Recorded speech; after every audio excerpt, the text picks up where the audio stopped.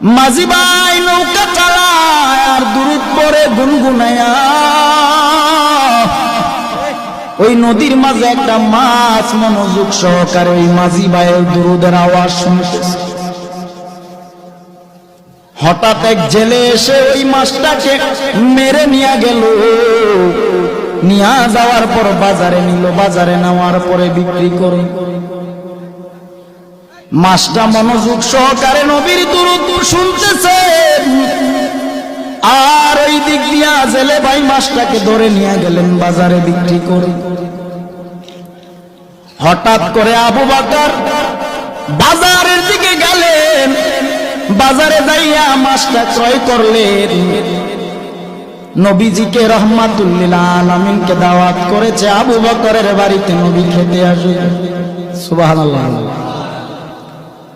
আবু বকরের বাড়িতে আমার নবী খেতে আসবেন। মাছটা কিনে বাড়ি নিয়ে বিবির কাছে বললেন, বিবি তুমি মাছটা সুন্দর করে রান্না করে তৈরি করে নাও, রহমাতুল লিল আলামিন আজকে আমার বাড়িতে খেতে আসবে। বিবি মাছটাকে কেটে রান্না করার জন্য কড়াইয়ের মধ্যে যখন রাখলেন, পাতিলার মধ্যে যখন রাখলেন, চুলায় আগুন জ্বালায়। এরে বাবা, চুলার আগুন বারবার নিভে যায়। আবু বকর চিন্তা করে দেখলেন মাছটাকে রান্না করার জন্য রেডি করে আগুন নিভে যায়, চুলায় আগুন জ্বলেন। নবীকে দাওয়াত করেছি, নবী খাবে, কিন্তু মাছ রান্না করতে না পারলে নবী খাবে কিভাবে? আবু বকর নবীকে দাওয়াত করলেন, রহমাতুল লিল আলামিন চলেন একটু আমার বাড়িতে যাবেন। নবী গেলেন। যাওয়ার পর আবু বকর সম্পূর্ণ ঘটনাটা খুলে বললেন, নবী মাছ ক্রয় করলাম, বিবিকে দিলাম, কেটে রান্না বসাবে, চুলায় যতবার আগুন দেয় আগুন নিভে যায়।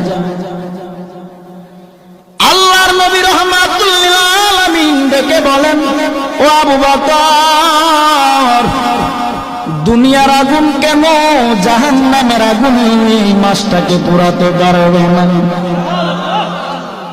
বলে কেন? নবী আমার ডেকে বলেন, ও আবু বকর,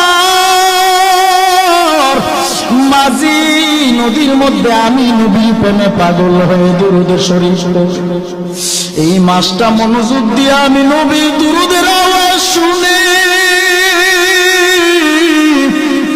আমি নবীর বড় পাগল। ওই মাছটাকে তুমি এনে কেটেছো, রান্না করার জন্য নিয়ে আসছো। দুনিয়ার আগুন কেন জাহান্নামের আগুন যদি এই মাছের গায়ে লাগানো হয়, এই দুনিয়ার আগুন না জাহান্নামের আগুন এই মাছটাকে পুরা সম্ভব না।